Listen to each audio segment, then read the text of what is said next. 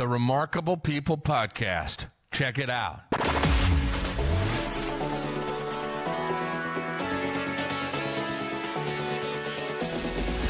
Remarkable People Podcast. Listen, do, repeat. For life.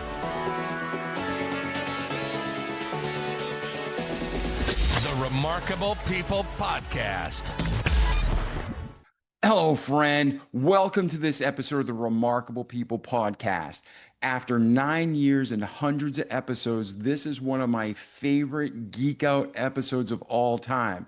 So today's episode is a little bit different than usual, where we normally have a guest share their life story and they reverse engineer and break down the steps of what they achieved and how they did it so we can too. This guest has just achieved so much in so many areas of life in high-tech roles that it really is mind-blowing to me that one person can be involved in so much in one lifetime, and he's still going. So in this episode, you're going to see how our guest today worked with NASA after the Challenger exploded. And then he designed a laser system that took a 30-day review process of the tiles down to just a couple days. And then we talk about how he's involved in what he called expert systems, which we refer to as AI today. And he talks about how it's not really AI yet. He also talks the same man was involved in developing the gastrointestinal cameras that, go both ends of a human to see what's going on inside. He also, if you like to stream, if you're watching this now, he was part of the team that condensed data in a way that you can go to a movie theater, you can watch a streaming service. This man was part of it. And then recently, he invented Theradome. He took the same laser technology from NASA and studies done in the 60s when lasers were first brought out and utilized.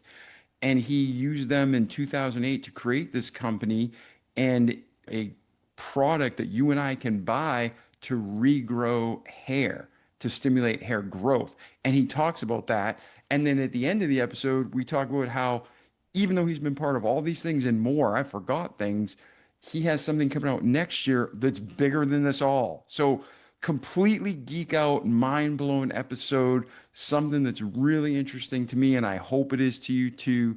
So grab your favorite beverage, get in a quiet place, and enjoy this episode of the Remarkable People Podcast now.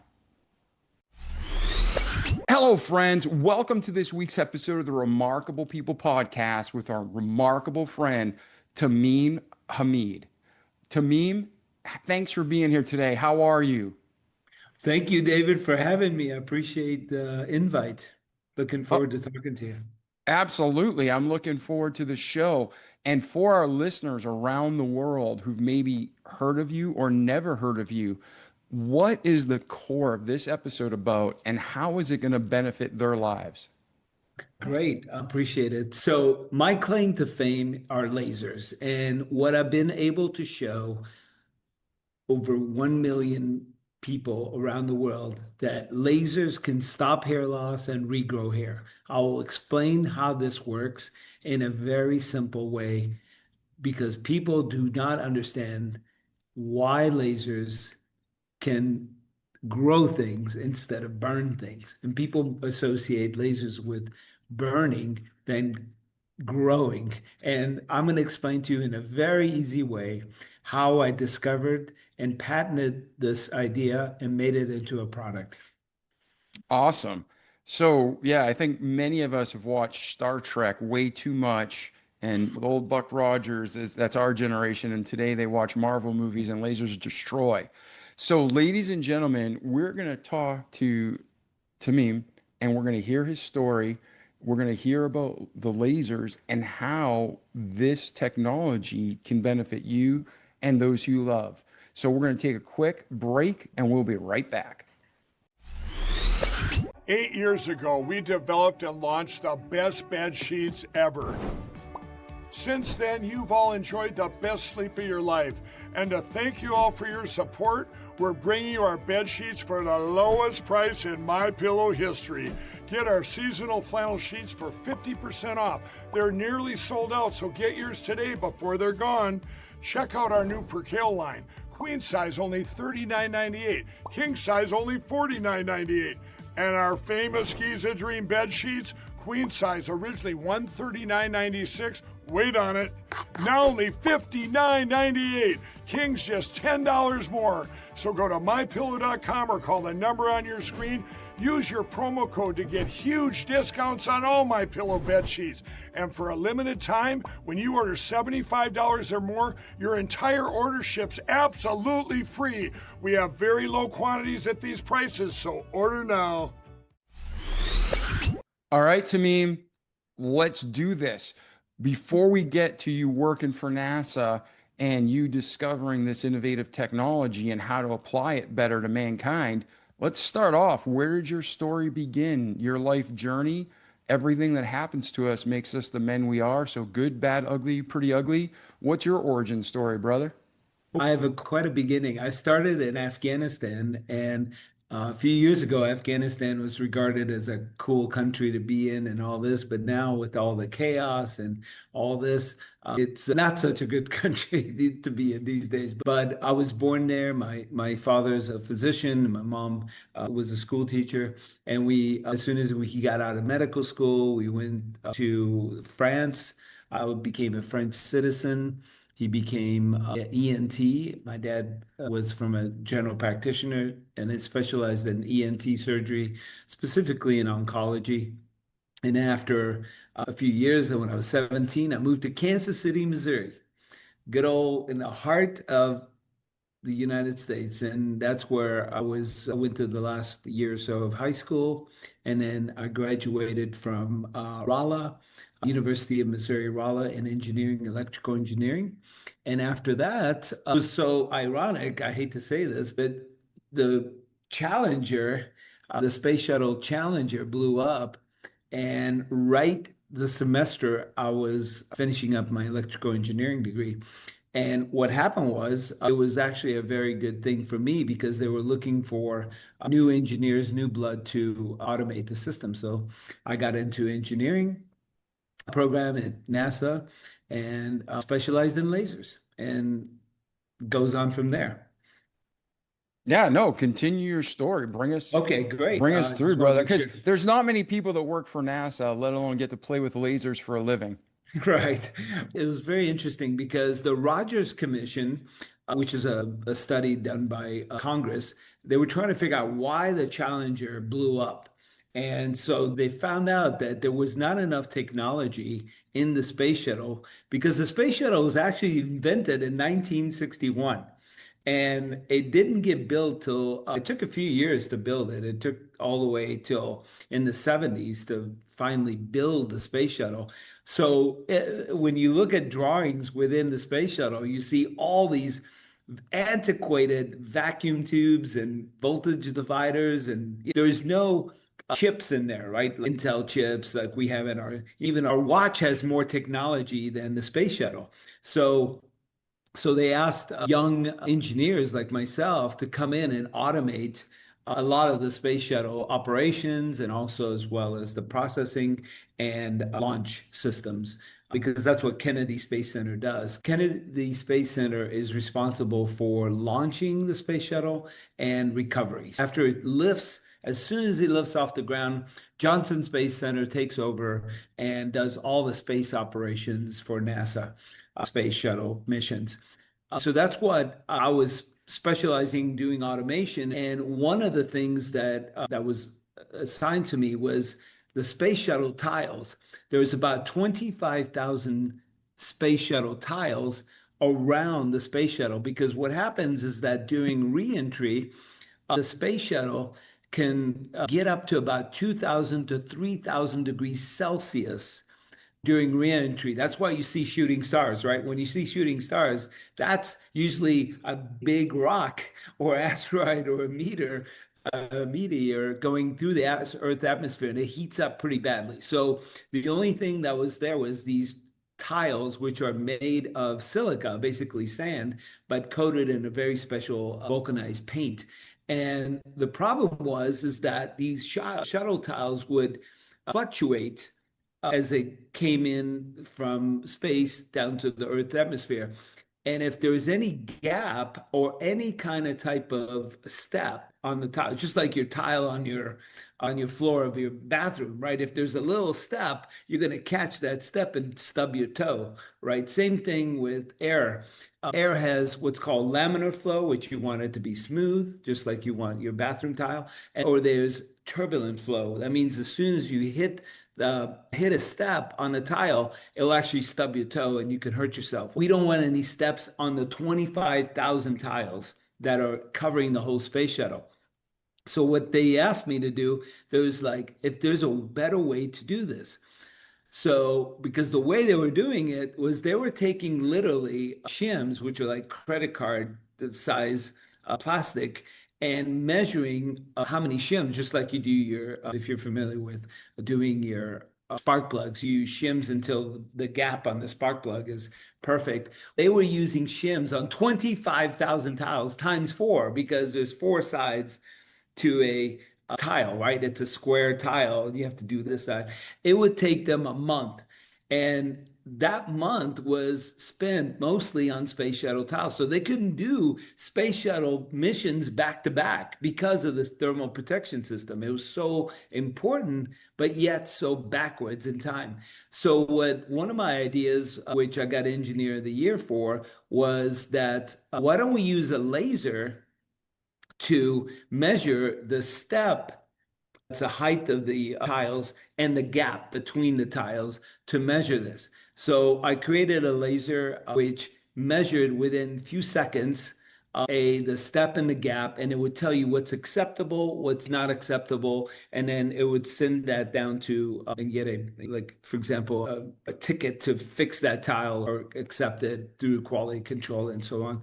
So what we did is we implemented that, and the processing went from about 30 days down to 3 days processing. So we cut down processing of the thermal protection system on the space shuttle from about 4 weeks, 30 days, down to a few days. And that's what makes it able to launch shuttle after shuttle, because before it would take at least 30 days to get another shuttle up. So if somebody was stranded, it would take you another 30 days to get a space shuttle up there, depending on the inventory of space shuttles that are available for launches. So we process that very fast. So now let's actually, you know, what's funny is I was in grade school when the Challenger exploded. Yeah. And I remember Kristen McAuliffe was the teacher, and she was a couple towns over from me. So I remember watching on TV and seeing it. And I just heard something this week. Coincidences, there's no coincidences. But someone actually said that there's a conspiracy theory out there that the Challenger never really blew up, that all the people are still alive, and it was all a big conspiracy. I've never heard that before, nor do I believe it, but you being part of it, can you confirm or deny if the Challenger blew up? I do have a top secret clearance from the DoD, Department of Defense, while working there. But I can tell you this for sure, for a fact, that it was right after the Challenger accident. I think it was about 9 months after the space shuttle accident. It was January, and I got to be in the fall at Kennedy. And they took me to a big warehouse, and they had every part that they were able to recover from the Atlantic Ocean laid out in pieces.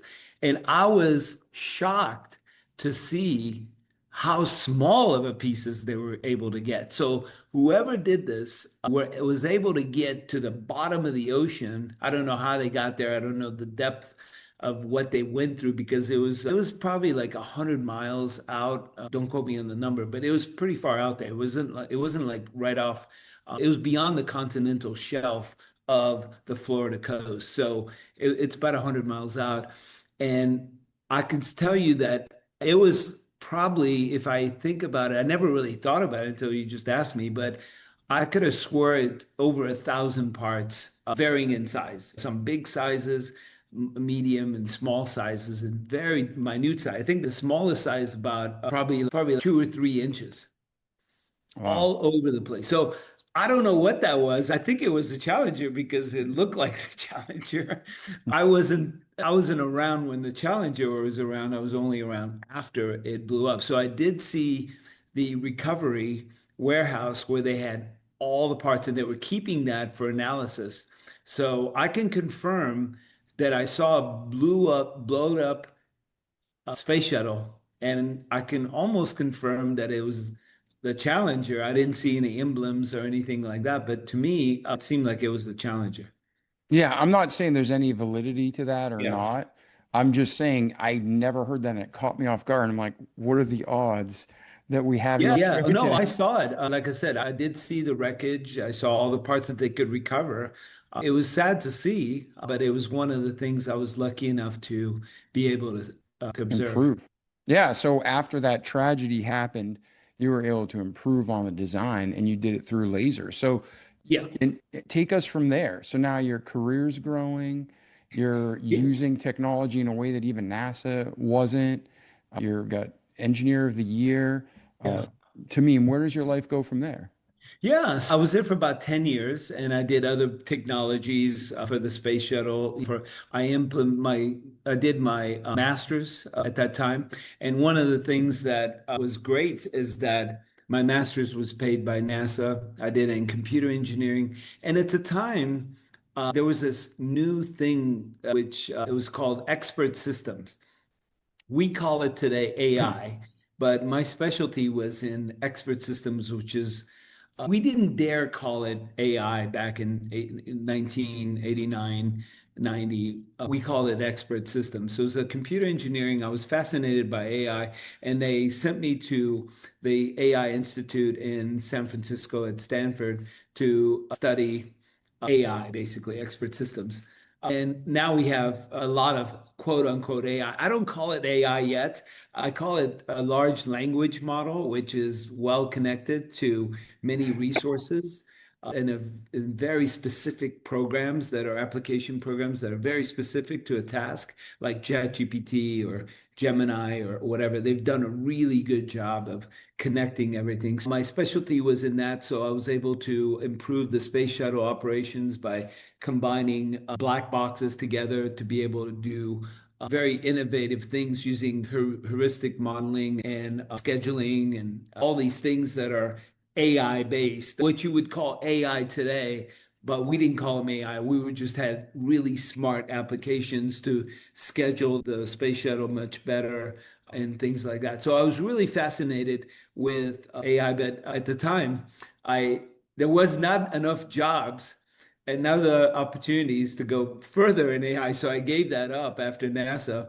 and I went. My first job out of NASA was, and some people called it as going from the moon to the other side of the world, which is I went from going up in space to inventing gastrointestinal endoscopy systems. I went from the rectum or from the mouth with a camera and I invented there. I was head of R&D for a large endoscopy company, Japanese endoscopy company, and we invented endoscopy systems that were clever enough to be flexible. So that means you can go all the way to about 180 centimeters up the colon, the large intestine, and then from the mouth, we're able to go all the way to the small intestine and even go into the liver and be able to see what's in the bile duct, like a gallbladder and things like that. So we were able to get really small cameras to be able to do very cool things. And I really love that job because the ability to see what's in your stomach was fascinating to me because the majority of diseases start from the stomach, right? Everything starts from the stomach. And your diet gives you cardiovascular disease or diabetes or cancers. It starts mainly in the stomach and propagates on out. So it was fascinating to me to finally see the stomach and the small intestine and the large intestine. Those are things that I was fascinated by. So we developed the swallowable pill, for example, and it had a camera on it. So it was able to see the whole journey down your esophagus and your stomach and everything like that. And it was probably very cool to watch, but unfortunately, that didn't work so well because at the time the cameras were so big, right? Camera technology, the CMOS technology was big. And so we had to wait until technology came down until the camera is tiny. Now you have camera lenses that are as big as the end of a pinhead of a what do you call it, of a needle. And so it's gone much better since I've been working at that time, because the cameras that we had to be able to invent that was swallowable was very difficult to swallow. You had to have some lubrication to swallow these pills. But the other thing that was wrong with it that I was shocked by is that as soon as it went into the large intestine, the pill would just tumble, right? And tumble because if you look at the large intestine, it's about 2 or 3 inches wide. And so it wouldn't give you a good picture. So there was a lot of thinking about how do we do a swallowable pill that's you can just see everything, and it's of course disposable, because at the end you have to get it flushed down the toilet. So it was a cost versus benefit. Very fascinating technologies that I worked on there. Yeah, and how many frames per second do those cameras take, or do they just record live video and you 24 frames per second. Okay, so like an old cartoon reel, 24 frames per second. 24 frames per second is what we had, because that was at 480 by 480 by 280 back then. That was the resolution that was available to us back then. But of course, these days it's all 2K by 2K. And back then, was there like a mini memory card on it, or did it actually send signals? Yeah, it was done through you had like a little pack outside your belt, and it would send information to that pack, because we try to keep the electronics as small as possible. It was just a wireless. At the time, we used a wireless connection to the box on your belt. Yeah, and see, that always intrigued me. There's so much technology that's being used actively, and then the mainstream doesn't get it for 10, 20 years. Oh, yeah. And like you're talking about AI back in 1989. What was your AI like back then? Back then, AI, that's why we didn't call it AI, right? We called it expert systems. Expert systems. So back then, we really focused on one specific thing. For example, my thesis for my master's was ability to look at video. Have you ever seen a video and you want to know, let's say, what's in the video? Instead of going through the whole video, watching a video and fast forwarding and playing it on 5 speed, my thesis back then was like, okay, let's take a video reel and apply an expert system that looks like, let's say we want to look at a standard bottle. And I want to know how many bottles, plastic bottles, for example, are in a video reel. Let's say in a 2-hour video reel, 3 hours. You're not going to go through all these videos just looking for an object. So to do that, we had to create an expert system that looked at object-oriented programming. That means that I want to see the bottle in every type of configuration, right?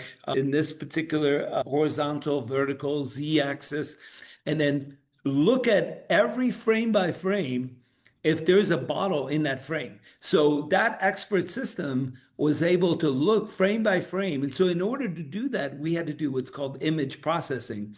So the image processing, this is kind of like Photoshop or whatever. And then you had to do what's called the fast Fourier transform, edge detection, and everything. Because if you realize the reason our human visual system is so fascinating is because we have amazing edge detection ability. We can actually do in light, we can see what an edge is of an outline of a chair, an outline, let's say, of your telescope behind you or your light. We have edge detection in our brain that can match that shape to an object, and that object gives you enough to recall that's a lamp.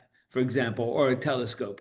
And we have to do the same programming for an expert system. Okay, that's a telescope. This is a lamp. Learn all these models. And what today's expert systems or large language models that they were able to enter every book, every resource, every material to train their models to know what lamps look like, what telescope looks like, and teach those models millions and millions of books. They're running out of books, actually. That's the problem, is that you can only enter so many books because of copyright and all these other things they're going through. But back then, when we were working with it, we only had programmatic books. We weren't connected to the internet. We weren't connected to a large database model to be able to look at, like, for example, my little bottle. I only had probably 30 or 40 instances of this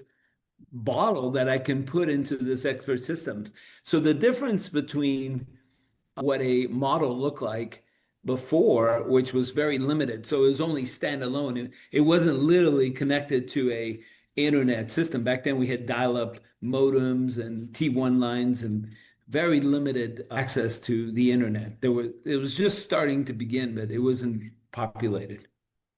Does that answer you? Yeah, no, absolutely. Because anything with technology, anything to do with government, weapons, medical devices, again, we're behind as the public by the time we hear about it. It's already been developed for years. So with the expert systems, what we call commonly AI, it is connected globally. It's for a human, it's almost instantaneous. Still not as fast as the human brain that God gave us, but it's fast and it's pulling data from all sources in microseconds. Do you have any concerns with the growth and the rate it's just taking over?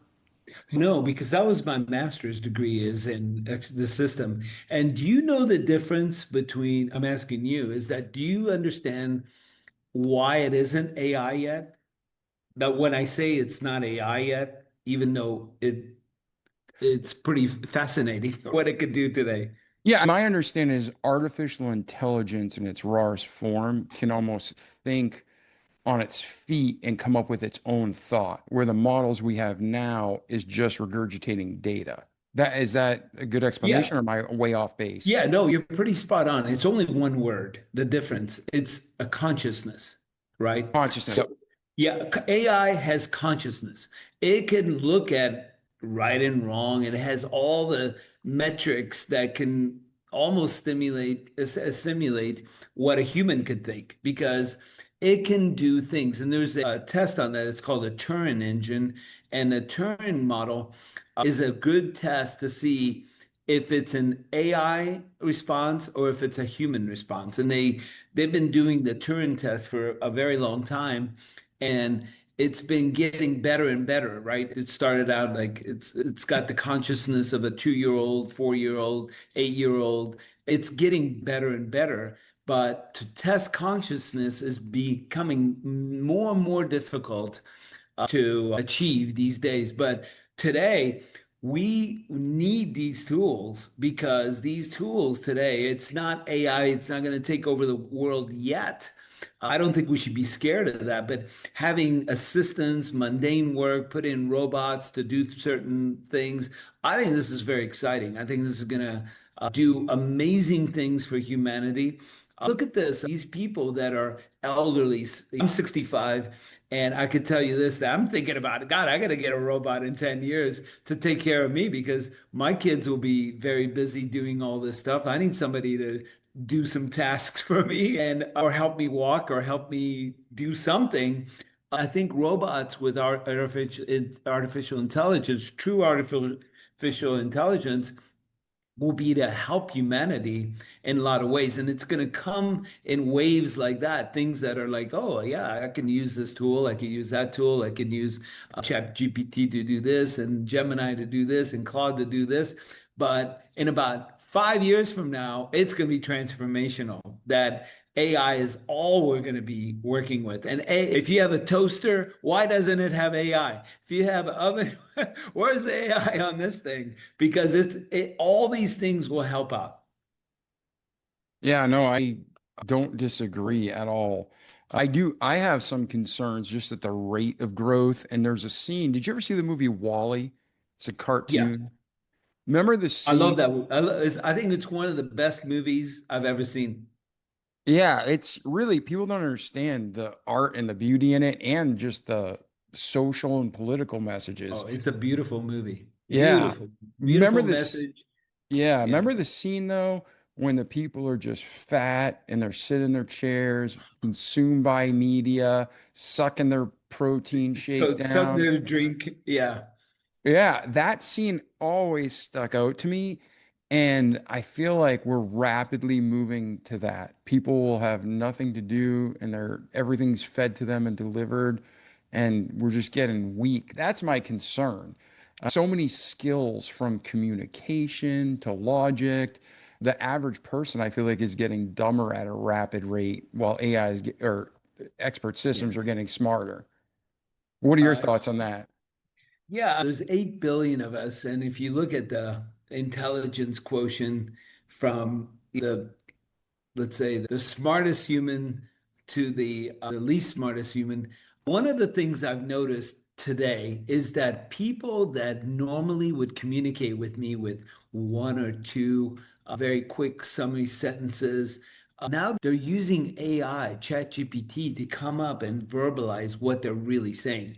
I think that more communication, better communication is going to be an asset to all of us, right? A better communication will be good for business, for relationships, for friends and family, all that stuff. I do think that this large language model, these LLMs that are out there, are going to be able to help humanity in general. Now, what's there are some things that AI can't do yet, right? If you talk about real AI, it's not coming, and the government's not going to take over and be run by AI, and everything is going to be controlled by AI. I do think that's going to be done in about 10 years or so, as soon as processing times are better and things like that. So that's why investing in companies that are microprocessor based, me being a computer engineer, I could tell you it's going to require a lot of hardware What are the to companies you process it. recommend, like Nvidia, Google? Who are the Oh companies you yeah, see at the forefront?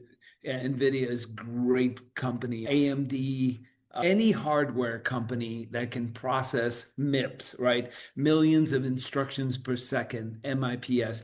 That's what you're looking for. Just like horsepower, right? When you're shopping for a car, let's say the difference between a Lamborghini and a Ferrari, you're looking at horsepower and torque and all these things. So if I want a Bugatti or whatever, I'm looking at horsepower, raw horsepower to be able to race. And in architecture, in computer architecture, you're looking at MIPS and nothing else, right? Millions of instructions per second.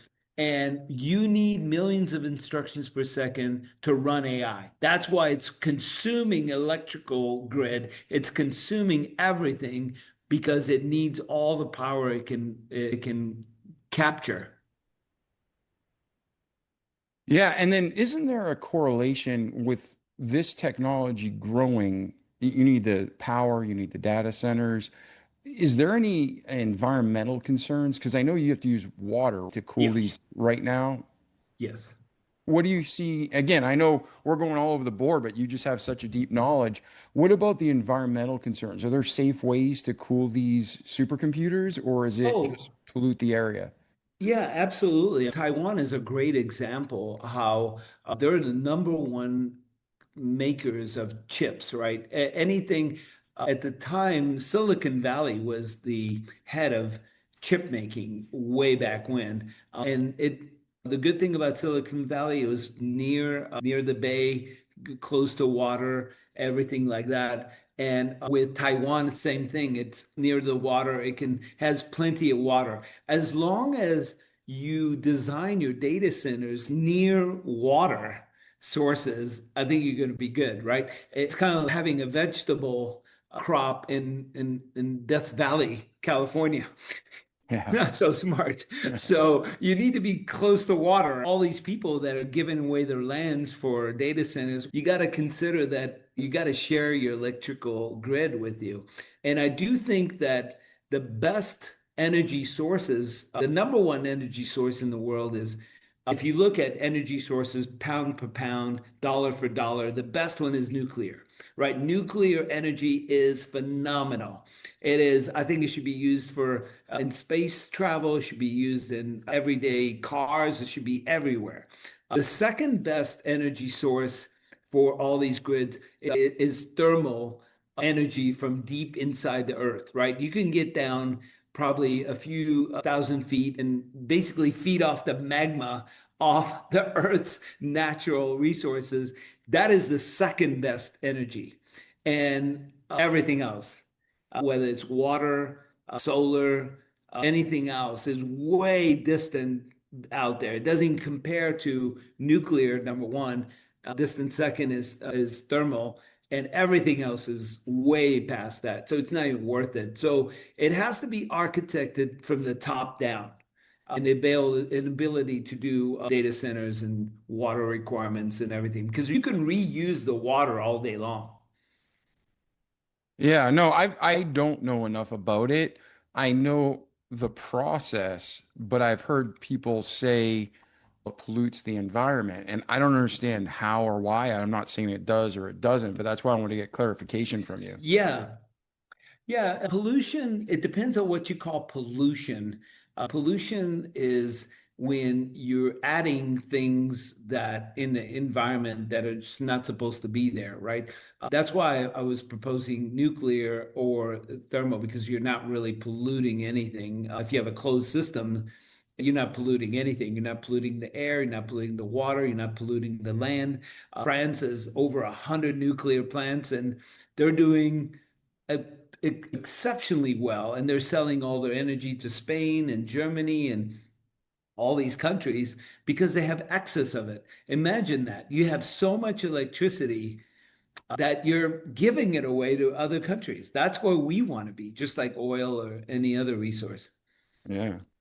All right, so let's get to where we just left off in your story and bring us through today. Thank you. Okay, so after my gastrointestinal endoscopy days, I was able to do something very interesting. It was a different concept because I came from Afghanistan and educated in France. I became a French citizen, and then became a U.S. citizen because I had to be a U.S. citizen to be a DoD top secret clearance. And one thing I learned, somebody told me about a concept called a startup, right? Because I was more of a techie guy. I was like, oh, I love technology, I love research. And somebody said, hey, let's do a startup. And I didn't really understand that concept very well. So you have to borrow money, and then you don't get paid so much, and you have to work really long hours. And I said, oh, that's an interesting concept. So a friend of mine said, hey, let's do a startup in Kansas City, Missouri. That's where my mom and dad lives today, and my whole family, that's where we live. And so we started a startup in the area of video processing. That means that basically, let me put it this way, we can literally capture video, and using what's called wavelet compression, we can compress HD quality TV quality, broadcast quality, any kind of high quality video in real time. So in other words, we actually did it. We had digital cinemas. So at the time, if you go to a cinema, they have to bring it over the new movie in several reels, like 2 or 3, 1.5 hour scene, 2 hour movie. They have to bring it in 2 or 3 reels, and they change it at the time. And so our concept was not only for cinema, but for medicine as well. I'm just using trying to explain the technology, is that at Hollywood, when they're capturing video, they're literally using our box. It was a box that when a cameraman at a movie, they have to put it in a film, then they have to do what's called post-production and then production and all this stuff.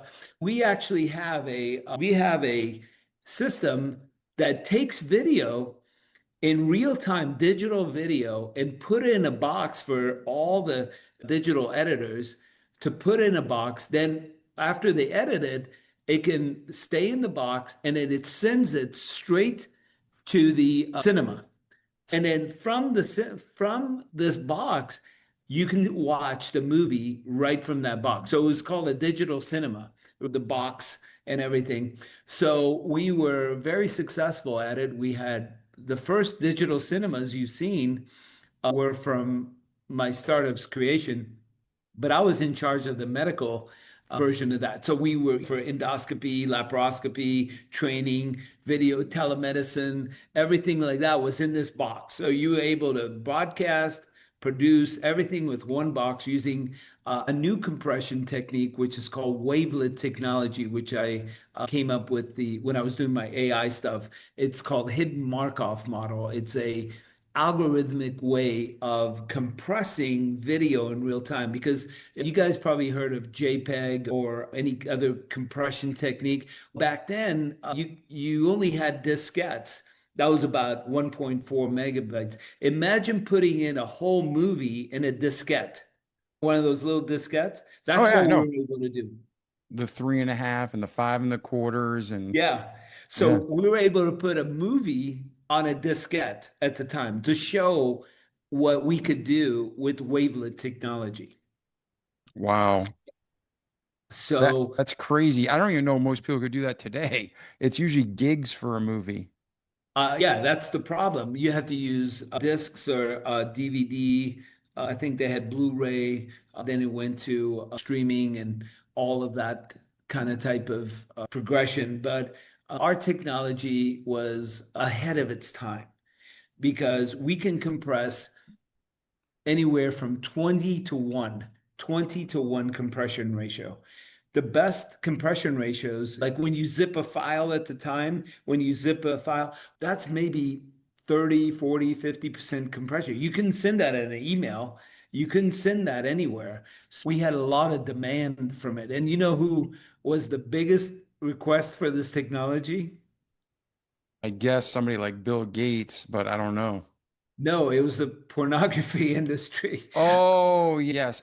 You know what? You say that to our listeners. It's not that Tamim or we advocate porn, but No. porn technologically is honestly almost always on the forefront. They're Yeah. always pushing the limits and like everything from, like you're saying, compression to 4K to robotics. They're always the ones pushing the next great thing, but nobody knows about it.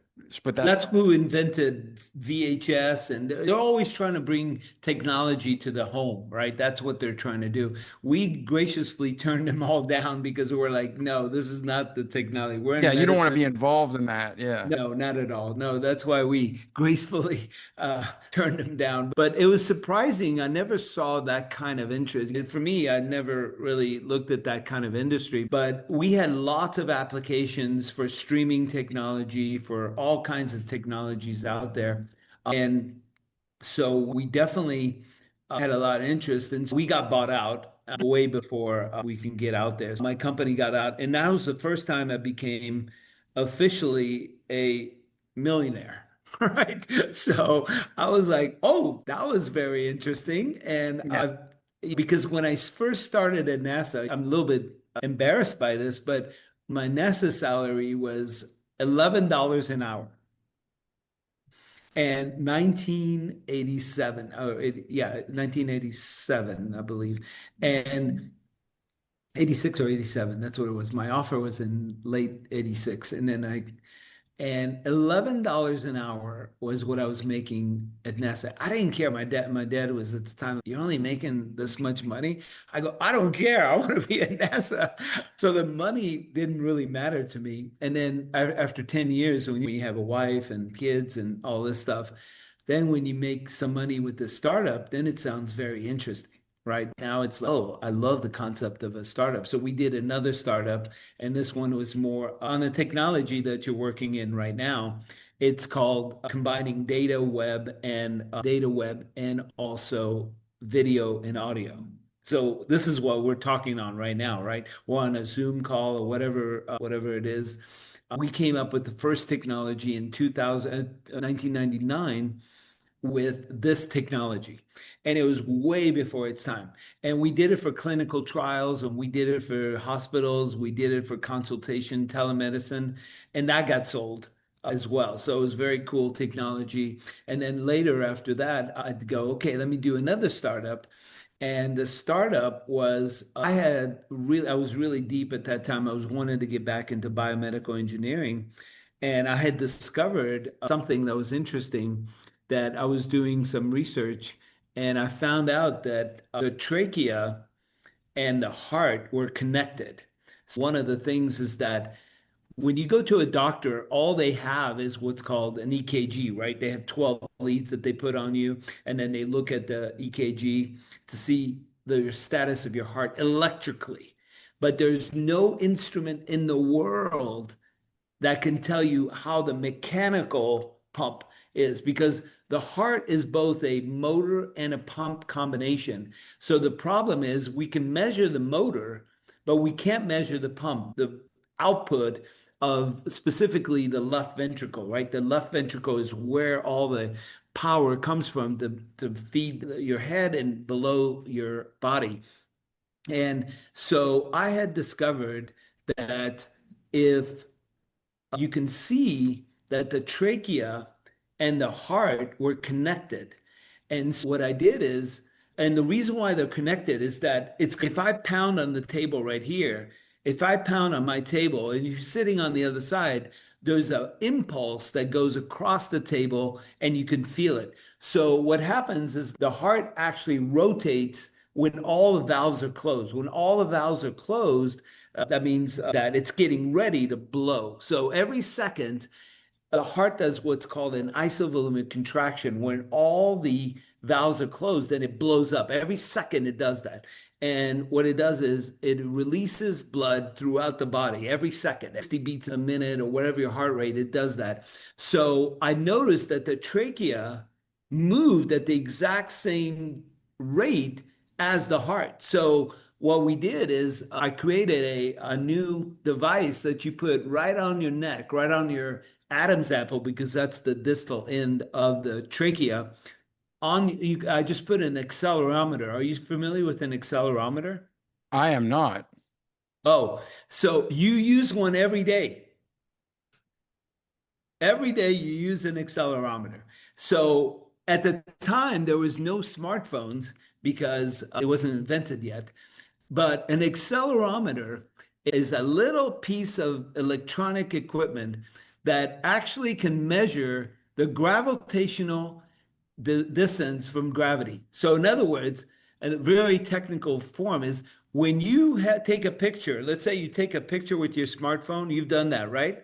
Yep. And then what happens is that you take the picture and you turn it this way, the image turns automatically, right?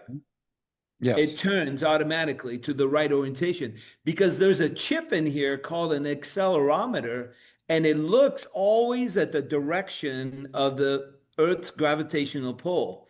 So when you actually turn it vertically, the gravitational pull goes this way from the bottom of the phone, and it rotates the image. This accelerometer looks at the position XYZ coordinate of gravitational pull on the phone, and then adjust the images accordingly. We use that accelerometer to put on the distal end of the notch by a band-aid. So now I can look at the motion of the trachea, and this technology was better than any ejection fraction, which is what's used for cardiovascular, or it could be used for the output, cardiac output. It could do everything better than any device in the world.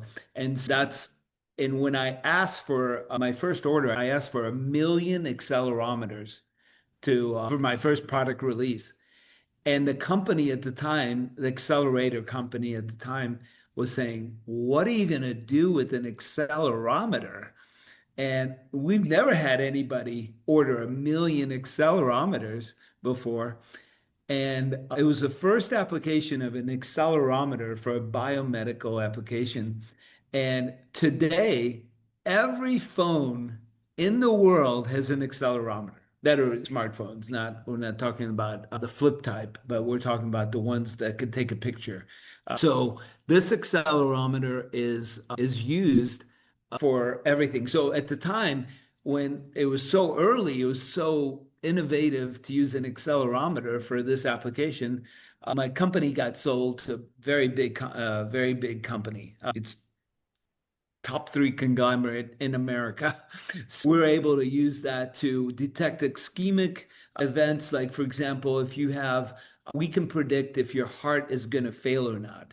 Very easily by measuring the pump, not the EKG. So when you get an EKG, it's literally worthless. You can get an EKG and then walk to your car and get a okay stamp of approval from the cardiologist, say, yep, you're looking good. You can walk to your car and you can die of a heart attack.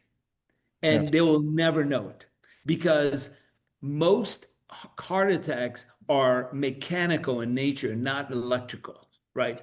You have a blockage. It really can't detect that in an EKG very well. Let's say you have an ischemic heart, that really is a blockage. It's not electrical. So it's like your car, right? When you have your car, you can't tell if the pistons are going out or something is going on. The radio works fine, the battery works fine, the alternator works fine, but it can't tell you if the piston's going to blow up at any time. That won't tell you that. So we sold that company and I became a little bit more wealthier. And so that was very interesting. I said, oh, that was very cool. And so then what happened was I was going back to lasers and I discovered a new laser that I did two things, actually. Two things came into play. I was reading about lasers back in 1965 when a physician back in Bulgaria was testing lasers in 1965, and he saw that when he applied lasers on and he applied them on the back shaved backs of rats, he noticed that their hair would grow back very quickly versus the ones that were not treated with lasers. Because at the time he was trying to irradiate rats to see if they can get cancer because of this new thing. Because remember, lasers were invented in 1962. And in 1965, this guy got the first lasers and he wanted to see what is this new light? Because it's a man-made light. There's no natural type of light like laser. Laser is very unique. It was invented by Planck and Einstein. They theorized that. And then finally in 1960s, they invented it based on all the theories of Einstein and others. They literally, when they say we ride on the shoulders of giants, we really do. And they finally created this, and the rat that were radiated with lasers all got their hair back. So he was puzzled, and he asked his technician, "Hey, what's wrong with this laser? It didn't give him new tumors, or it didn't burn him." And the technician responded back and said, "Oh, I'm sorry." He checked back there and he said, "You know what? I set it on the lowest setting by accidentally. Let me turn it up." So he goes, "Wait a minute. This is very interesting. I think I can make a paper out of this." So in 1966, this doctor in Eastern Europe wrote this paper that lasers can grow hair. And I found that very interesting. It was in German at the time, and I translated it. I had it translated. I go, this is fascinating. Why isn't anybody doing this? I copied everything that he did, the right wavelength. I tried to replicate what he did. And then at the time I said, there's no lasers out there that are cool enough to do this. They're all hot lasers because it does make a difference to have cold lasers and hot lasers. Like the one you use at your grocery stores are more cold lasers, right? When you scan your food in a grocery store, those are cold lasers versus hot lasers that cut and ablate tissue and things like that. We don't want to use them. That's what he was using. So I turned to cold laser.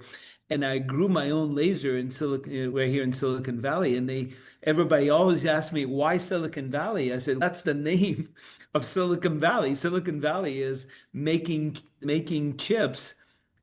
We use silicon to grow chips, right? Germanium, silicon, And that's how we got the radio vacuum tubes down to the size of your watch, because we're able to use silicon to etch circuitry inside micro levels. And I did that to this laser. So this laser that I had is the first of its kind that able to emit a laser beam, but mine is not like the when you have the laser pointers that you see, those laser pointers have a direct beam. Mine is not like that. Mine is in the red spectrum. It's still red, but unfortunately, it only goes about 1.5 centimeters out. So I don't want it to go across the room. I want it to be just enough to be a certain distance. So I implement that new laser with this paper that I found from 1966, and I invented this Theradome. And I did this all my own. I funded this all on my own. It was my first company that I really did. No investors, no nothing. It's been interesting. So trying to educate. I've never taken a company this far. So it's been very interesting. I'm learning every day because I didn't get, excuse me, I didn't get an MBA, or we're not in the business of doing startups. So it's been fascinating, and we've sold over 1 million of these things around the world in 57 countries. And I can assure you that this device can stop hair loss and regrow hair, and I've proven it. And we're sold in 2,500 clinics worldwide, and it really does work. It's like, thank the good doctor from Bulgaria, Hungary, every day for his paper. Yeah, no, I have so many questions. So, okay, fire away, please. Yeah, no, first off, what's the name of your product and company? I didn't catch that. Oh, it's called Theradome. Theradome, because we're therapeutic. The dome is the head, right? And Theradome, Theradome. And so it's the helmets. And I brought one. It's just a helmet that's in this thing right here. And now let me ask you a question. So that's a question I have. Years ago, I saw the Home Shopping Network. I'm up later. I don't watch the Home Shopping Network, but I remember flicking through. Oh, now that I think of it, I think I was actually flicking through the TV with my kids when they were little. I saw a helmet with red lights coming out of it. Yeah, that's ours. Yeah. So yeah, we sold on Home Shopping Network. What? We sold it on Home Shopping Network. Yeah. So how long has your company been around? Oh, yeah. So I came up with the invention in 2008. I came up and then I invented it. Let's see, 2009, I incorporated the company. Then I released it in 2013. I did an Indiegogo campaign because I was like, nobody's ever done an Indiegogo campaign. It was a campaign that they had 5 million people. I go, let me try it on Indiegogo to launch a product. So, because the good thing about hair loss, it affects everybody. I don't care if you're the king of England or the janitor. It doesn't really matter. You're going to lose hair. 50% of the people will lose hair. That's just a fact. So yeah, I'm thin. The top and the front, as you can see for the people watching on camera. Oh, we can help you there. Yeah, that's easy. Yeah, that would be actually really funny to do a before and after. Like, how long does it take to normally stimulate the hair growth and fill that back in? Yes, the problem is this is what's called, you have a condition called androgenetic alopecia, and 93% of the population has this condition. I wrote a book about it, right? I wrote a whole book, best-selling book, worldwide, over 100,000 copies I've sold, and it's a worldwide best-selling book. It's called Grow It Back? Yeah, Grow It Back. And the reason we'll put links in the show notes, ladies and gentlemen. So if you'd like to pick up a copy, you can click and go. Yeah, Grow Back. I have it on sale for 99 cents. And the reason why is that I explain, because there's 446 pages, and I don't want to go through all that, explain to you how it worked. But I don't want you to go through all that. It'll be a 4-day show. Yeah. But I can tell you this, that I got tired of explaining how lasers can grow back hair. So I wrote a book, and every word on there, and I wrote every book. So I didn't use any AI on this, because you can't, right? AI doesn't have the model to explain what laser phototherapy is. Good thing about AI is that it only explains things it knows. So I wrote this to explain everybody how lasers stimulate the one thing that's very important, the mitochondria. And if you take away anything from this conversation that we have today, David, is that the mitochondria in the body is the number one thing people should focus on. How do I stimulate my mitochondria? And people have never really done it before, right? They've never targeted. So our lasers stimulate the mitochondria of each hair follicle. And that is done with lasers. So lasers can go deep enough because your scalp is the second deepest layer of your scalp, right? Your feet is pretty thick, but your scalp is very thick. So your hair is way down in there. It's very deep to a structure to get to. So you can't do it with LED. You can't do it with just red light. You got to use lasers to do that. So for your case, David, in your case, you have androgenic alopecia, and in order to do that, you have to wear this device at least twice a week, 20 minutes. And what it does is that it will slowly, so if you look, you have thinner up here, and then back here, you have a fuller head of hair, right? Back Yeah, here, you no, have, I actually one time I did look into getting my hair done. They did the little yeah, not telescope, magnifying glass, yeah. and they're like your sides and your back, you got like 20-year-old head of hair. There's like Yeah, no, it five looks hair great. five hair per follicle or whatever. I'm Yeah, literally all I remember is they said in each hole there's a full head of hair is four, you have five. They're like, but yeah, on top you got two. yeah. So they want to cut it out and put it in the top and replant my grass. I'm like, no, I'm not doing that. Look, the people ask me, will it work for me? Will this work for me? What we see is that if you have shininess on your scalp, let's say it light bounces off, that means usually it's too late because what happens is over time, your hairs get thinner and thinner every cycle. And then a new type of skin comes on. It's called the epidermal growth factor. And the new skin that comes are only oil and sweat. That's why when you see a bald person, completely bald person, their head is so shiny it almost feels like, are you putting wax on this thing? What's going on? Yeah. What are you doing? Are you polishing it? No, because it's only oil and sweat on that scalp. There's no hair. That's why it's not the same texture as hair that when you have hair on your scalp. So those parts of your hair, like in your case, they'll grow all the way to the front and it'll stop right where you're at right now. So we can't do the left and right side, but all the way to the front, you will have thick hair, but your sides will be hard. You can just do a touch up hair transplant.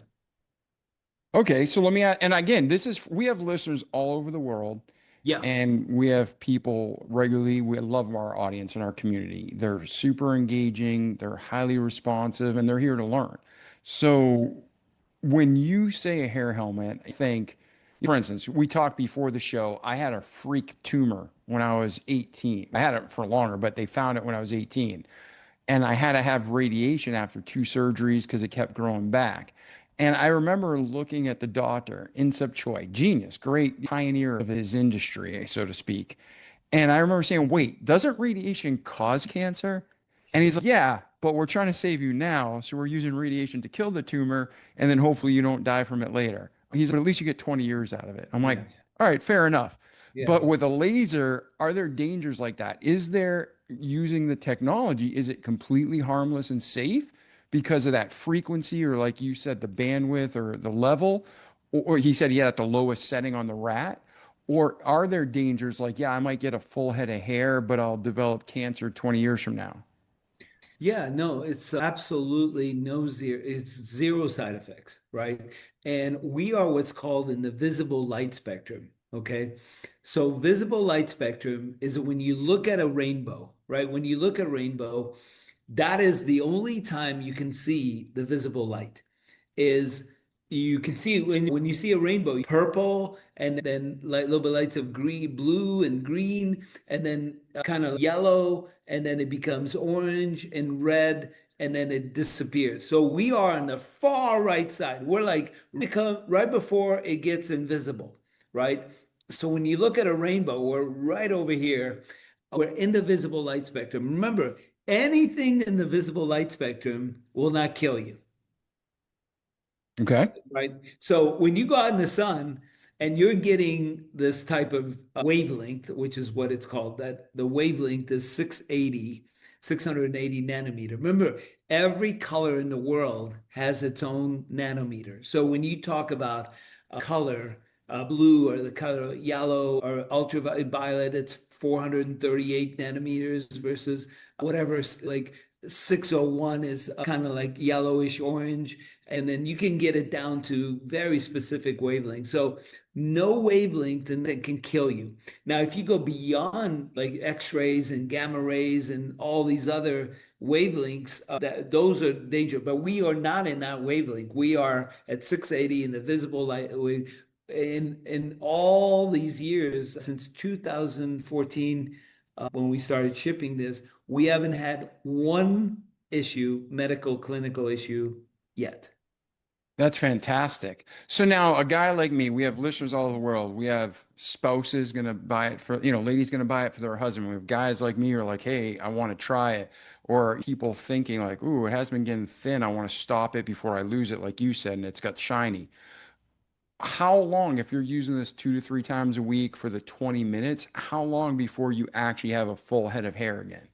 Typically, Yeah, so I know everybody reacts differently, but what's the quote unquote average? yeah, so the first thing people don't realize when they lose hair, and then they're showing, they're thinning, and all that stuff, is that the first thing anybody looks at or wants to do is stop the hair loss, right? So when I invented this many years ago, and I have the patent for this, when I didn't invent this to stop hair loss, but one of the side effects of what I've done is that it stops hair loss. And I didn't invent this part of it. It's just that our device does that. And it stops hair loss within less than 2 or 3 weeks. So in 2, 3 weeks, you're going to see no more hair in your shampoo when you're shampooing your hair, or in your brush, or in your comb, or even in your pillow. You won't see hairs anywhere. It'll go down from normally a person loses anywhere from 80 to 100 and some hairs a day, which means that if you say the person loses 100 hairs a day, which is normal for women and people that lose hair, that's 3,000 hairs a month. So imagine 3,000 hairs a month and you have 100,000 hairs on your head. So 3,000 hairs a month you're losing and not getting back. That stops right away. So in about 4 months, you've already have 12,000 hairs more than what you had when you started it. So then at 4 months, because the hair takes about 4 months to go, just like a baby takes 9 months to gestate in the mother's womb, hair takes 4 months to go. I can't speed that up. There's no way. There's like I can't grow a baby in 3 months. It's just impossible. So hair grows in 4 months. So at 4 months, you're going to start seeing baby hairs all over your head, and you're going to get itching. And a lot of people call us up and they go, hey, my scalp is itching. It's yeah, because you're growing new hair. It's kind of like that. Have you ever seen that animation when a soybean is in the earth and it pops out of the earth and it starts going? That's what's happening, right? It's just your follicles on your scalp is excited and growing out of your head. And then about 4 months, it starts growing out. And about 6 months, you start seeing the new hairs. But what you're also seeing is those 3,000 hairs that are not falling off every 4 months, every month, they're showing as fuller hair. So people get fooled by our device that after 2 or 3 months, they go, oh my God, I'm growing new hair. I say, no, you're not growing new hair. You just stop losing hair, which is really important. Stopping hair is there's no medication, there is no device on earth that can stop hair loss except for ours. That is a fact. And minoxidil can't do it, finasteride can't do it, because they both indicated one of the things that they have is they claim that if you start using it, you will lose hair. You will lose hair, and if you stop doing it, you will lose even more hair. So that's one of the things. So we stop your hair loss, which is more important. Then you grow hair 4 months, and at 6 months, what happens is that you start to now notice it, and at 9 months is the sweet spot where you start seeing filling it in. Like in your case, it's going to go down. And it's kind of like the concept of a meadow, right? Let's say a meadow with no trees, and then you have a forest around it. Well, the trees aren't going to magically grow in the middle of the forest, right? Or sorry, in the middle of the meadow. It's the forest is going to come in and surround them and make the meadow smaller and smaller till there's no more meadow. So that's the way it looks like. So the edge of the forest is going to creep further in and further in. So there's less meadow and more forest. Okay. So if I'm hearing you correctly, the hair loss stops in about 2 to 3 weeks. Yeah. You continue using the device, and the growth starts 4 to 6 months in. And then the full restoration, so to speak, where that forest is coming into the meadow, takes about 9 to 12 months for most people. Yeah, it starts getting in. It starts on the edges, right? You'll start seeing in the mid vertex of where you're at, and then it'll start growing in, and then by 1 year, this part will start filling in. Yeah, you actually, I always wondered, like when I did see your device and other solutions, I'm like, how does hair not grow where you don't want it? How do you just not get a clump on your forehead? And you explained it because once it's gone and there was no hair here, so hence it doesn't grow. So Yeah, that makes there total is sense. hair on your, there is hair everywhere, right? Yeah. There is hair everywhere. Unfortunately, it's too deep for it to get stimulated. Like on your forehead, there's hair, but it will never grow because it's way too deep. And that's why you sweat right here, right? Because it's only sweat and oil glands right here. All right, Tamim, we've covered so much ground and we've talked about so many things. I'm excited. I love this kind of episode where there's intellect and so much technology and application, and we're not just talking about the past, talking about the future. So, before we wrap up the episode, from your birth to today, is there anything we missed or any final thoughts you want to leave with our remarkable audience before we kind of convert into where are you today? Where are you heading next? How can we help you get there? Yeah, absolutely. No, thank you for asking. It's been a remarkable journey, to use your term, because when I watched my dad being an oncologist, and he would treat people with chemotherapy or with radiation, and I used to go in his office, and all his patients were in the condition that they were despair, right? It was definitely, you saw that it was gloomy. And I went to my dad and I said, how do you do this? Right? How do you do this every day? Right? Why you go in and you either have to cut them or poison them or burn them or do something. I don't think I could do that. And he goes, why don't you go? You should go into medicine. It's good. I go, no, I don't think so. I go, my goal in life was like, I want to invent things so that way I could never see a patient and then have the solution for millions of people.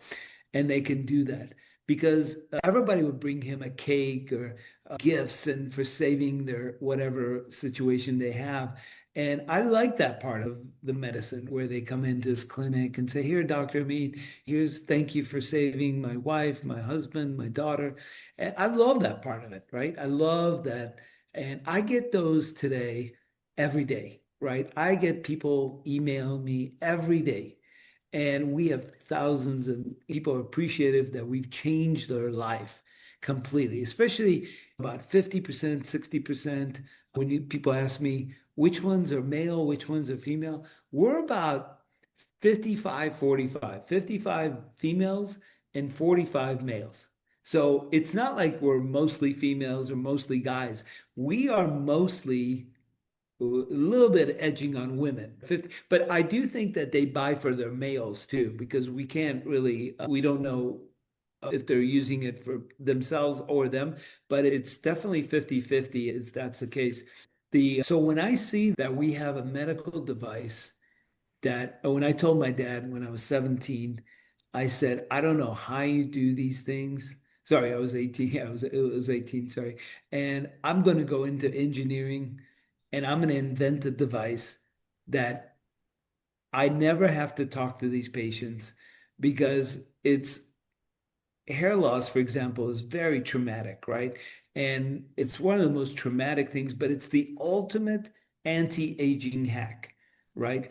And so, for example, if I didn't have a full head of hair and I came on your show and I'm talking about hair loss, it would be like, what the hell's wrong with this guy, right? Yeah, he doesn't have a full, Yeah, it's but like a it's fat guy talking about health and dieting.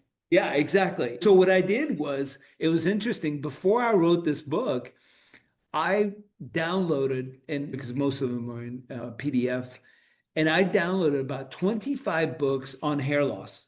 So I went and read every one of those books, about 2 dozen books approximately I downloaded, and I read each one of them. And I said, and they have all of them have their picture in the back of the book, right? And I saw that 99% of them, there was one guy that didn't, sorry, it was one lady that didn't have a bald head, but all of them that were males had bald head. And they had written books, and they had written books about castor oil or some biotin or some thing about minoxidil or whatever. They all had written books, and none of them had their hair, except for the female that had written the hair. And I don't know if she was hiding it or whatever, but she looked good.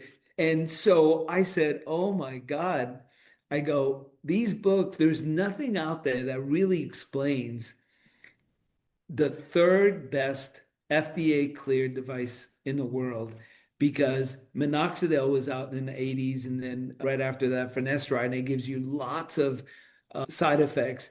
And when I came on and I brought the first FDA cleared device with laser phototherapy, it's been challenging to, it's like when somebody says, hey, if you invented something for cancer, it'd be impossible to be able to tell everybody it really works, because you can't yell this on top of the highest mountain of the highest building that this thing really works. And that's why I want to do these podcasts that, look, this is the third FDA cleared device. That means the FDA have seen that it works and that it's safe and efficacy. That's all the FDA does, right? The FDA says it's safe and it works. Okay, so I've proven that to everybody. Now we have it in 2,500 physicians, and physicians don't learn this in medical school. So I had to teach every one of these physicians what lasers are, because remember, physics is a flunk out course for medical students. They don't know, that's why they don't know positron emission tomography. They don't understand gamma. The guy was wrong that told you about radiation. It's not radiation. It's actually a different form, and it's not radiation per se, but it uses gamma rays, and radiation is a different vector. So these guys don't understand all of this stuff. But my challenge has been like to teach people that lasers in this sense can stop your hair loss and regrow hair, because we stimulate the mitochondria of each cell, which is nothing can do, not minoxidil, not finasteride, not anything in the world can do that. And that's what makes our device work. And I just want to explain to people, which I promised early in the podcast, that's how our device works. It stimulates the mitochondria, and the mitochondria will be proven to be how we reverse aging. The mitochondria will be how we reverse cancers, how we cardiovascular diseases, diabetes. All this will be based on the mitochondria at some point. And I think it hasn't been invented yet for these kind of type of devices, but it will always be because of the fact of the mitochondria. Nice. Now, I have so many questions, but for the respect of your time, I'm going to ask a couple more, and then we'll transition to how people can contact you, where they can pick up a Thermadome. But you mentioned did I miss, why did you originally invent this device? you said you made a comment earlier, like almost like you invented something else and then you saw it regrew hair. What was the original intent of this device? Yes, it was the other way around. I had invented a laser, and my laser was very tiny, and it needed a specific energy, its dosage, it's called fluence in technical terms, and a specific wavelength. And I was like, what could be invented in this that needs a lot of lasers and be able to do something? And somebody had brought up to me, and I saw it in my dad's clinic, that hair loss seems to be an open territory, that nobody had invented anything yet because there was only minoxidil and finasteride. So I said, hey, why not? Why not create a new modality, which is called laser phototherapy, for the sake of stopping hair loss. At the time, I didn't realize stopping hair loss was something my device did, but it found out later. But I was more invested in regrowing hair. That's what made me energized, that, oh, this is an open blue ocean here, right? It's an open field. Nobody was doing this. A helmet with lasers in it that stimulates the scalp and regrows it. Got you. All right. So let me ask you, I'm going to ask a question that I'm sure many of our listeners are with me, but I feel ignorant and stupid asking it. But it's something I've always wondered, and I think you're the man to help me with this. You ready? Sure. Yeah. All right. We talked about the medical devices. We talked about cameras, the size of the head of a pin. Okay.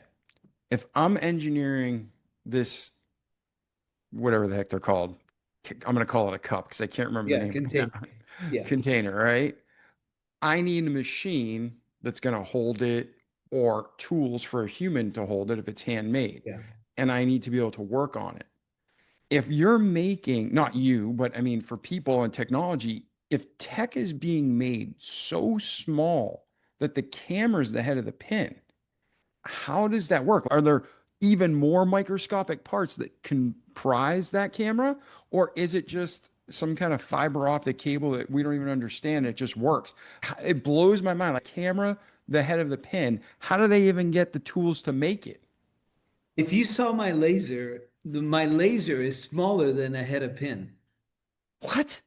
Yeah. So, okay, so explain this to me. How do you produce something like that? What kind of, how? Okay. My mind is blown. I can't wrap around it because I'm obviously not that intelligent or haven't had the experience. But to me, it's like, how do you make it if it's that tiny?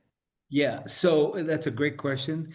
And again, I'll refer back to the Silicon Valley. So back then, they had, if you remember, they had radios this big, right? As big as a furniture, right? They Yeah. had, if you have, so a guy named William Shockley, back in the late, probably in the 70s, I don't have the exact same time, but William Shockley invented this component called a transistor.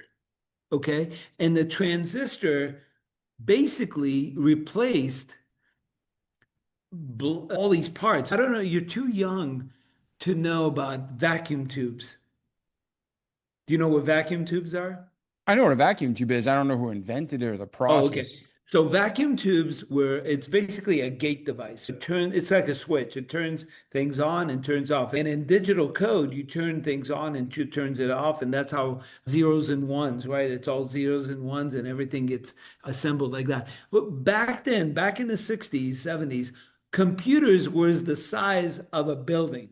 Yep. I've seen some of those. Yeah. And they had paper cards with punches you'd put in them, right? Yeah, that was actually even later More than that. That was in technology. the 80s.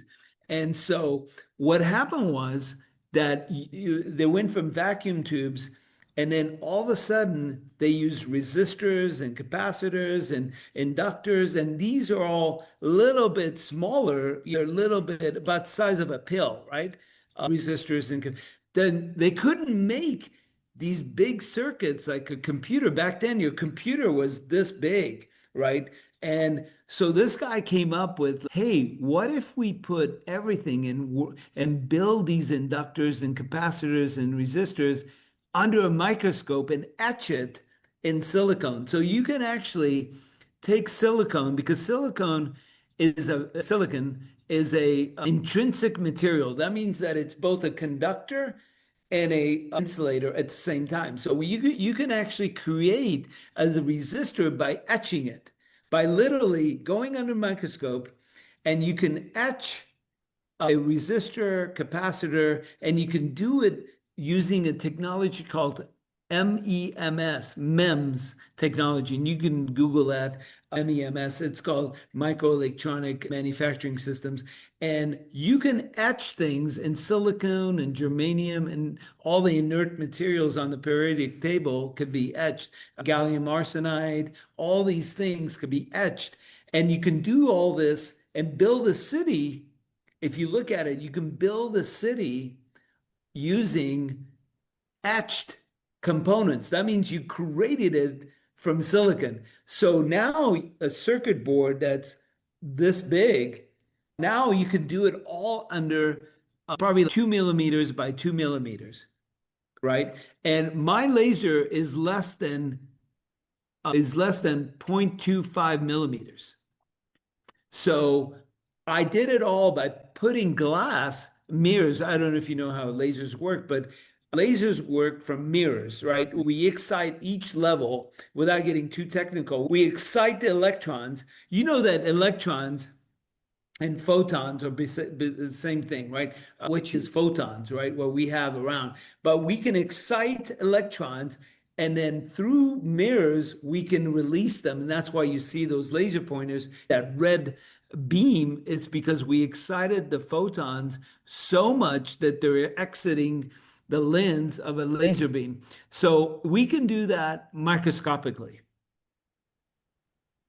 And doing it with gallium arsenide and other intrinsic materials. So it's all physics, right? My undergraduate was in electrical engineering, and then I had a minor in physics, and then computer engineering, my PhDs in biomedical engineering. So it takes a little bit of what do you call it, physics, and it's not with duct tape or super glue or anything like that, but it's really true science, which is really cool for me to introduce, because at the end of the day, think about it, David, everything today is about technology. Everything, your life improved with the way you have DoorDash, the way you have your cars are amazing, planes, everything you do, your TV, you're able to watch any movie, because look, there's been over 100 million humans born and dead to date. But today we live better than any king or queen or prime minister, than any of those 100 million people. They don't have the life we have today. Not even the poorest person, right? Even the poorest person has access. If you look, I saw the other day a beggar on the side of the street, and he pulls out his phone. Yeah. While nobody was looking. He pulls out his phone and he's calling somebody a beggar on the side of the street. So even which beggar had their own phone 100 years ago? Yeah, exactly. Right. No, we have it good. I agree with you completely. I've taught my kids that people today, especially within American, what we call the middle class, we have it better than kings and queens of yesteryear. Exactly. And we do. We have amazing. So when I tell people, one of my favorite books is the Jules Verne series, Time Machine and all that. Do you want to go back in time, or do you want to go forward in time? I don't care about the past, right? You get killed in the past, you get hurt, nobody will take care of you. I want to go forward in time. That's why I don't care about history in that sense, right? I want to go forward, and I can't wait to see what's out there. Right now, look in all our short years, we've literally transformed this earth into something that's amazing. And so I feel like I've contributed to better humanity. And somebody joked around the other day, they said, with millions of people using your device, you're like second to God in terms of distant second to putting hair on people's head. I've put more hair on more physicians than physicians have doing hair transplant. They could only do so many hairs. I put billions of hairs on people. I'm a very second place. We're talking light Oh, years I know what you're away. saying. We don't want to be Yeah, sacrilegious, but I know what you're saying. As a but you know what I'm human, saying. you put more hair on humans than another human. Exactly. And Yeah. which I feel that is something I'm very proud of. And our device does really well with this, what we're claiming, stopping hair and doing hair loss. And physicians are selling it. They're like, they don't know how it works, but they're doing it. Yeah. Yeah. No kidding. And ladies and gentlemen, this Tamim brought up a great point. I don't know if you caught it. When he was researching hair loss, most of the physicians had no hair. And I remember back in the early 2000s, for a short stint, I researched LASIK.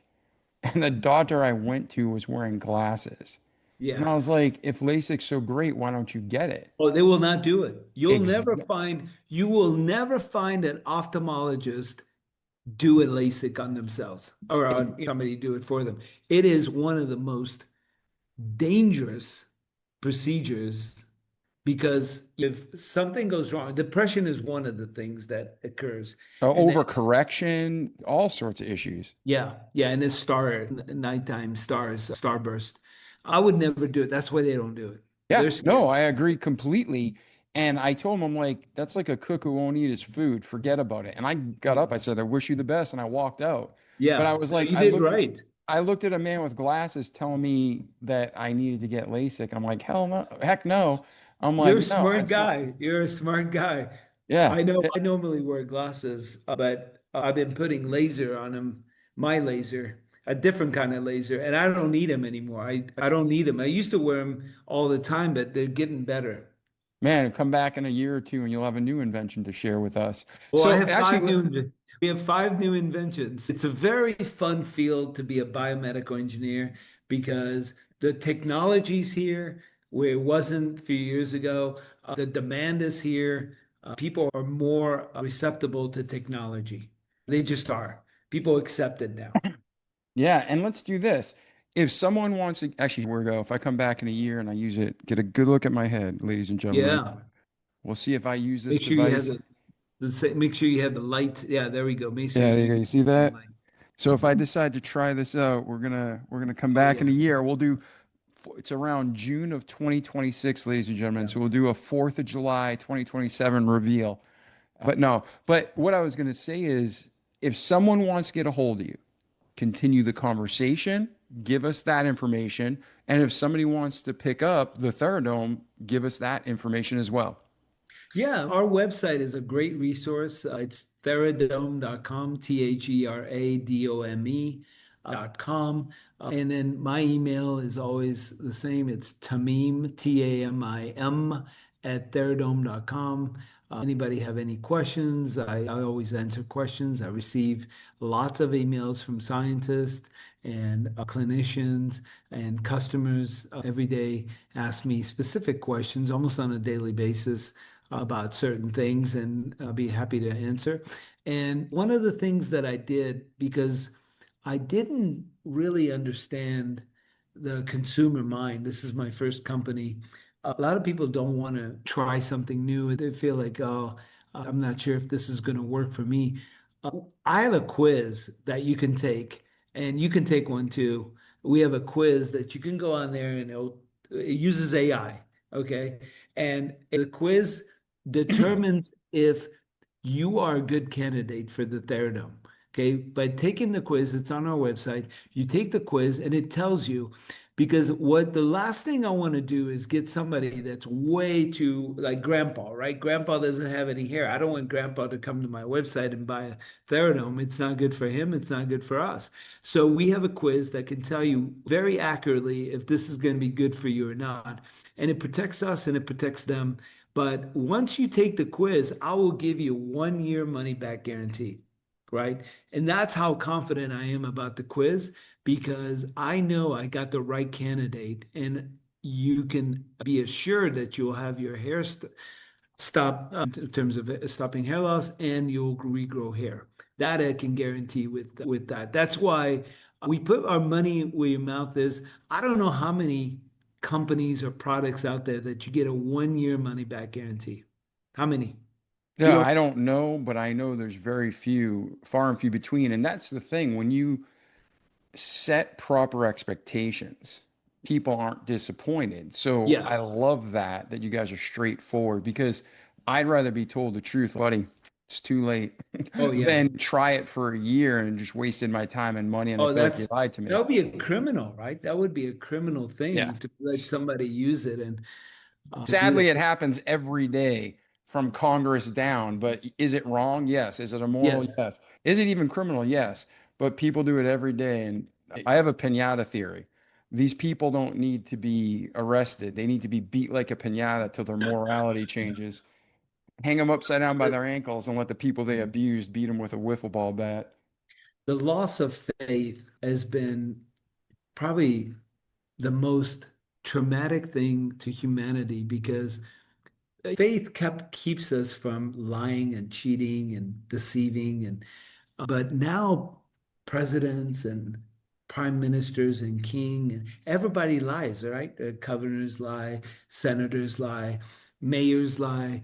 Every aspect of life throughout the whole authority are lying now because they've lost faith. And the concept of having faith and whatever denomination you're in, I think that faith is something I believe in. I think it's very important to have that credibility, integrity, morality, keeps you in check. And that's why I think the pinata theory is good for people that don't abide by faith and its rules. Yeah, no, I personally come at everything from a Christian worldview. I Yeah, believe in God. I believe in the literal, I do believe the Bible is a literal book. I yeah, may not be able to smart enough to understand everything, but I will eventually. yeah, But like what you're saying, by faith, Old Testament, New Testament, it's exactly. by faith. That's your relationship with God. And then Yes. something you said early on, I forget what the context was, but we were talking about hope. And the Bible says clearly, hope deferred maketh the heart sick. And Yeah. when you have hope, it keeps you alive. A merry heart doeth good like a medicine. So that's Mhm. why it sounds dumb, but there's a lot of men out there that have such low confidence and women too. Actually, Yeah. I will say, I think more men on a daily basis struggle with it Oh, from yeah. what I've seen. But Yeah. when women get it, it's devastating because it goes to shame factor still. Guys are almost accepted now. But You women are know, it's shame and they need to wear wigs and it's a big mess. So I think what you're doing is fantastic. And I look forward to following up on another hanging out episode and seeing what you're up to next.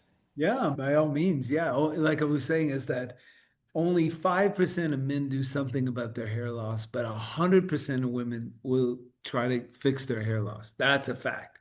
They will Yeah. not want to be, and the good news is they don't get bald like men, where guys can just shave off their hair and not worry, but they look good. People with good heads, they look good. See, But actually, you know what's funny? And ladies and gentlemen, full disclosure, I have the head. I didn't know this till I shaved my head just for fun one time with my kids.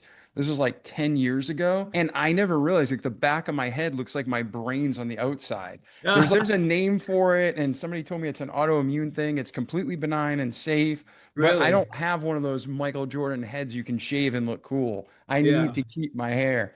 yeah, that's what I'm saying. That's why our device is there for you. Awesome, awesome. So, ladies and gentlemen, this has been a different episode, but I loved it. It's honestly in 9 years, all these episodes, this is in my top 10 of interesting, and I have 50 more questions, but I'm going to respect you as our audience and our guest today and stop here. But like our slogan says, don't just listen to great content and advice and information, but do it. Apply it each day. Form those good habits. Repeat. Listen to repeat for life. So you can have a great life in this world, but more importantly, an eternity to come. So, Tamim, thank you so much for being here today. We truly appreciate you. And I thank you for being here. Okay, thank you, David, and looking forward to any questions from the audience. Awesome. Ladies and gentlemen, we love you. Please share this episode with your friends and family, not so we can be more famous, but so we can help more people. Reach out to our guests, check out the show notes. You can get everything you need with one click, whether you're on YouTube, Rumble, our website, or any of the podcast players around the world. But that's it. We love you. See you in the next episode. Ciao. Ladies and gentlemen, I sincerely hope this show has inspired you. The whole purpose of the Remarkable People podcast is to inspire you, to motivate you into action, to help you have an even better life, to overcome things you've not yet been able to overcome, or to grow to the next level that you never thought possible. And all of this, not just to benefit you in this world, but to have you come to a relationship with God where it grows every day stronger, and not just this world is blessed, but your eternity is blessed. And we sincerely want to do just that and to glorify God. And we hope with this episode, we accomplish that. If we did, please let me know. It's great to be encouraged and to spread the word to our remarkable guests that it helped in your life. If we didn't, let me know. Write me an email. You can go to davidpasqualone.com, go to our contact us page, and let me know what you think. I got tough skin. Let it rip. Anything you can think of to make this a better podcast, to help you grow and to glorify God, I'm in. So that's it. Thank you for listening to the podcast. Thank you for sending us feedback. If we can help you in any way, let us know. And if you can spread the word about the Remarkable People podcast, share the episode to your friends, your family on social media, it would be a huge honor and blessing. Again, I'm not trying to be the most famous podcast in the world for my benefit. I truly want a podcast that's the best podcast in the world to help as many people as we can to have a better life, come to know Christ, to grow in the Lord, and to have that salvation so they can be with God in peace and joy in eternity. And right now we're together on this earth, so let's do everything we can to work together and help each other grow. Like the Bible says, love the Lord thy God is the first commandment, and the next commandment is to love thy neighbor as thyself. So let's do it together. I'm David Pasqualone. I love you, not as much as God loves you, but if I can help you in any way, just ask. And again, please share this with your friends and family so we can help them too. Ciao. See you in the next episode. The Remarkable People podcast. Check it out.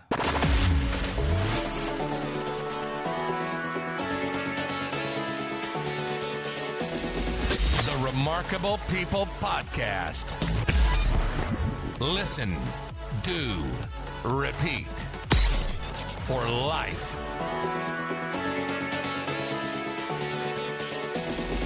The Remarkable People podcast.